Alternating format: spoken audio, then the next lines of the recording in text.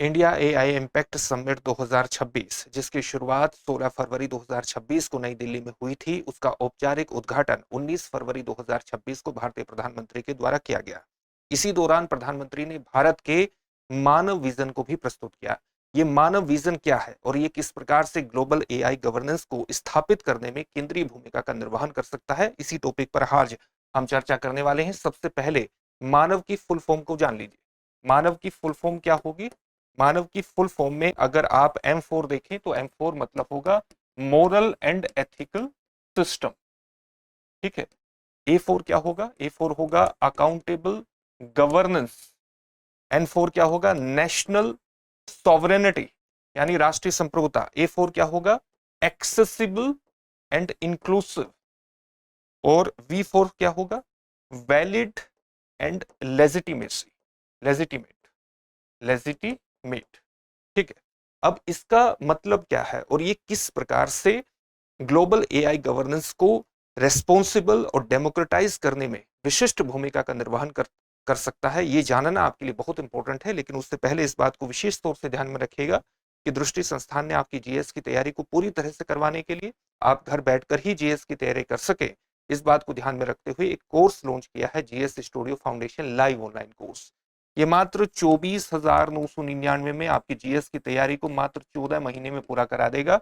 और इसकी सबसे खास बातों में क्या शामिल है? इसको करने के बाद जब आप दृष्टि संस्थान की किसी भी शाखा में जाएंगे और वहां जीएस फाउंडेशन ऑफलाइन बैच में एडमिशन लेंगे तो ये सारी फीस वहां पर एडजस्ट हो जाएगी, यानी एक तरह से ये कोर्स आपको फ्री में पड़ेगा। इसके संबंध में जो बैच है वो आपको हिंदी, इंग्लिश और इंग्लिश तीनों में ही मिलेंगे। इंग्लिश के बैच में हिंदी और इंग्लिश दोनों में चीजें समझाई जाएंगी, नोट्स उपलब्ध होंगे इंग्लिश में। 2 वर्षों की करंट अफेयर्स की क्लासेस का एक्सेस आपके पास रहेगा। आप अपनी तैयारी का मूल्यांकन कर सके इसके लिए प्रीलिम्स और मेंस के 18 टेस्ट उपलब्ध होंगे। जो पढ़ाया जाएगा उसकी पीडीएफ फाइल मिलेगी, नोट्स बनाने में कोई भी दिक्कत नहीं होगी। 10 कलर्ड प्रिंटेड बुकलेट्स मिलेंगी जो जीएस के अलग अलग विषयों को कवर करेंगी, यानी अपने आप में एक कंप्लीट पैकेज है। तो देरी बिल्कुल मत कीजिए, डिस्क्रिप्शन में दिए गए लिंक पर जाइए और अपना एडमिशन को सुनिश्चित कर लीजिए, या दृष्टि लर्निंग ऐप को डाउनलोड कर लीजिए, वहां से भी आप अपने एडमिशन को सुनिश्चित कर सकते हैं। जब आप एडमिशन ले रहे हो और आपको इस फीस पर मैक्सिमम डिस्काउंट चाहिए तब आप मनीष कोड का इस्तेमाल कर सकते हैं। मनीष कोड का इस्तेमाल करने पर आपको मैक्सिमम डिस्काउंट इस फीस पर मिलेगा। साथ ही इस फीस को आप ईएमआई पर भी जमा करा सकते हैं। किसी भी प्रकार का कोई भी डाउट हो तो एक नंबर पर कॉल कर लीजिएगा 8750187501। अब जो मानव विजन भारतीय प्रधानमंत्री द्वारा एआई इम्पैक्ट समिट में प्रस्तुत किया गया है जो कि नई दिल्ली में चल रहा है, अब इसके बारे में थोड़ी सामान्य जानकारी हासिल कर लीजिए। अब ये मानव विजन में हमने देखा था कि M4 क्या है? Moral and ethical system. आप जानते हैं कि जब हम एआई का विकास कर रहे हैं तो एआई के लिए जरूरी है कि उसे सही और गलत की, सही और उचित की पहचान भी होनी चाहिए। और ये पहचान कब होगी? जब उसके लिए आप एक एथिकल सिस्टम क्रिएट कर देंगे। और जब आप एक एथिकल मोरल सिस्टम उसके लिए क्रिएट कर देंगे तब एआई इस प्रकार का डेवलप किया जा सकता है जिसकी वजह से किसी प्रकार का नुकसान न हो, जो कि ह्यूमन वैल्यूज का ध्यान रखे, मूल्यों का विशेष तौर से ध्यान रखे, जो कि समाज में भेदभाव न उत्पन्न कर सकता हो। ये बहुत जरूरी है ह्यूमन सेंसिटिविटी को ध्यान में रखते हुए। इसलिए एआई का विकास इस प्रकार से किया जाना चाहिए ताकि उसे सही और गलत की पहचान हो, ह्यूमन वैल्यूज की पहचान हो, और इसके लिए एक मॉरल एंड एथिकल सिस्टम को क्रिएट किया जाना बहुत जरूरी है। यहाँ पर M4 का मतलब ये हुआ, M का मतलब ये हुआ।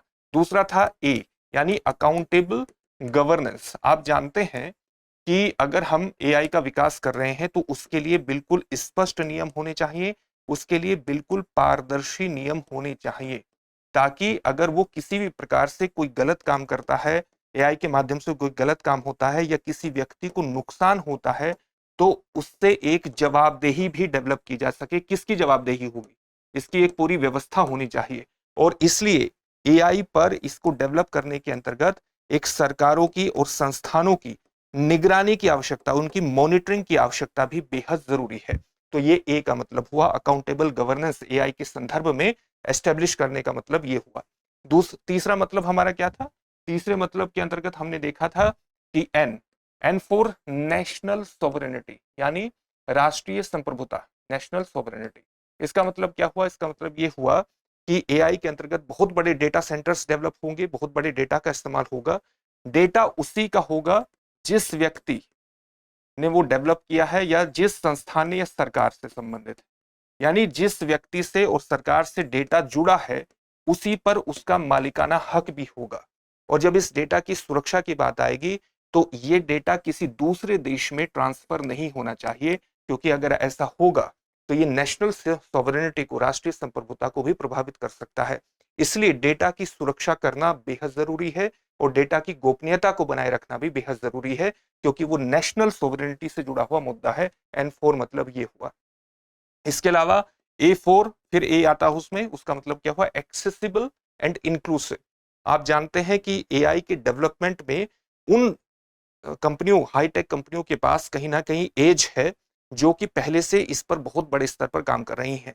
जो विकसित देश इसमें बहुत बड़ा निवेश करने में सक्षम है उन पर भी एक कहीं ना कहीं उनको एज है, यानी वो दूसरों से आगे हैं। इससे एक ग्लोबल एआई डिवाइड पैदा हो सकता है। जिस प्रकार से हमने डिजिटल डिवाइड की बात की थी उसी प्रकार से एआई के क्षेत्र में भी एक विभाजन पैदा हो सकता है। इसलिए एआई का विकास इस प्रकार से किया जाना है कि जो समाज के एक कमजोर तबके हैं उस तक इसकी पहुंच एस्टेब्लिश हो, ग्रामीण क्षेत्रों तक इसकी पहुंच एस्टेब्लिश हो, जो समाज के कमजोर वर्ग हैं वहां तक इसकी पहुंच पे एस्टेब्लिश किया जाना चाहिए। इसके अलावा जो किसान हैं, किस खेती है, वहां तक इसको एस्टेब्लिश किया जाना है। जो छोटे व्यवसायी हैं उनके लिए इसको उपयोग योग्य बनाना है। इस प्रकार से इसका डेवलपमेंट किया जाना है ताकि समाज के सभी वर्ग इससे जुड़ सके और ये वास्तव में मानव केंद्रित हो सके, मानव की समस्याओं का समाधान कर सके। और इंक्लूसिविटी यहीं पर विशेष रूप से महत्वपूर्ण हो जाती है। सभी को एआई का फायदा होना चाहिए। एक ग्लोबल एआई डिवाइड खड़ा करने से हमें बचना चाहिए और इसलिए ग्लोबल साउथ के नेतृत्व में भारत आगे खड़ा है। और जो ग्लोबल साउथ के देश हैं वो कहीं ना कहीं आप जानते हैं कि उनके पास एआई के डेवलपमेंट के लिए फंड उतना नहीं है जितना विकसित देशों के पास है।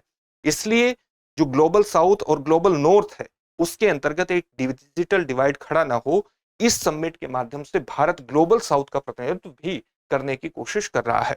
तो यहीं पर एक्सेसिबल एंड इंक्लूसिविटी, विशेष रूप से एक्सेसिबिलिटी एंड इंक्लूसिविटी विशेष रूप से महत्वपूर्ण हो जाती है। और लास्ट में आता है वी मतलब वैलिड एंड लेजिटिमेट। इसका मतलब क्या हुआ? इसका मतलब है कि एआई का जो विकास किया जाना चाहिए ये कानून के अनुसार ही होना चाहिए, कानून के विपरीत नहीं होना चाहिए। एआई अगर किसी तरह की फर्जी सामग्री उत्पन्न करता है तो उस पर नियंत्रण करने की आवश्यकता है। फर्जी सामग्री जैसे डीप फेक जैसी व्यवस्थाओं को खड़ा करता है तो इससे बचाव होना चाहिए। और बचाव कब होगा? जब इसका डेवलपमेंट और इसका जो यूज होगा वो कानून के अनुसार ही होगा। और जो भी सामग्री ये क्रिएट करता है उसको सत्यापित करने की आवश्यकता है। न केवल सत्यापित करने की आवश्यकता है बल्कि सत्यापित करने के साथ साथ वो जानकारी वैध भी होनी चाहिए।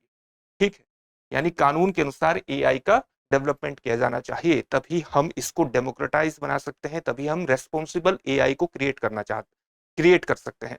तो अगर भारत का ये मानव विजन देखेंगे तो ये किस प्रकार का प्रयास है? ये कहीं ना कहीं एआई को मानव केंद्रित बनाने का प्रयास है। यानी केवल टेक्निकल प्रगति ही एआई के माध्यम से नहीं होनी चाहिए, केवल इसकी तकनीकी चीजों पर ही ध्यान नहीं दिया जाना चाहिए, बल्कि इसे ह्यूमन सेंट्रिक बनाना चाहिए। ये समाज की समस्याओं का समाधान करे, मानव केंद्रित समस्याओं का समाधान करे, मानव केंद्रित हो और इससे एक ह्यूमैनिटी को लाभ हो। इसको डेमोक्रेटाइज करने पर भी जोर है और साथ ही एक रेस्पॉन्सिबल एआई गवर्नेंस सिस्टम को क्रिएट करने का कहीं ना कहीं इसमें संकेंद्रण कंसंट्रेशन दिखाई देता है भारत के मानव विजन में, और यही इसके महत्व को भी रिफ्लेक्ट करता है। अब इससे जुड़े हुए एक प्रश्न को देख लेते हैं। प्रश्न क्या है?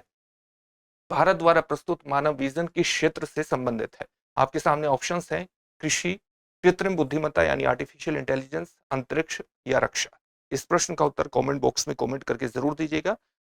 साथ ही हमारे चैनल को सब्सक्राइब जरूर कीजिएगा। आपका सब्सक्रिप्शन हमारे लिए बहुत बड़ी प्रेरणा का स्रोत होता है। आपको वीडियो अच्छी लगी है तो उसको लाइक भी कीजिए और अपने दोस्तों के साथ शेयर भी कीजिए। फिर से एक नए सेशन में आपसे मुलाकात होगी। धन्यवाद। अब एग्जाम की तैयारी को और बेहतर करने के लिए हमारे चैनल को लाइक, शेयर और सब्सक्राइब करना ना भूलें।